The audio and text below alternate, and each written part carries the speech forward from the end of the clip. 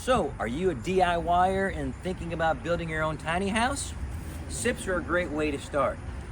When it comes to building a tiny house, you may not exactly know how to frame it up on a trailer, but we can help you with this by providing the panels pre-cut in our factory, ready to put together. So this is one that we have put together here at FischerSIPs, and we actually finished this one out. Come on in, we'll take a look and show you how things can work out.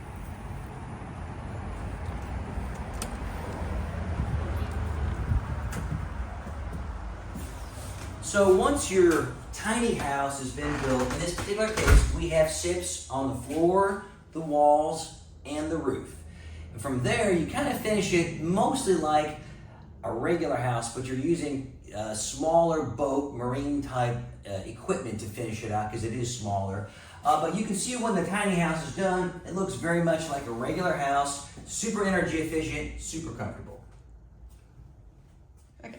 So in this particular tiny house that me and my friend put together, Alex, essentially everything is pretty well like what you find in a normal house. This is a washer dryer unit in one, obviously regular sink, refrigerator. We have a mini split over at the end. The great thing about SIPs in a tiny house, all you need is pretty much the smallest mini split you can get, and that keeps this thing very cool in the summertime, very warm in the wintertime because it is so energy efficient.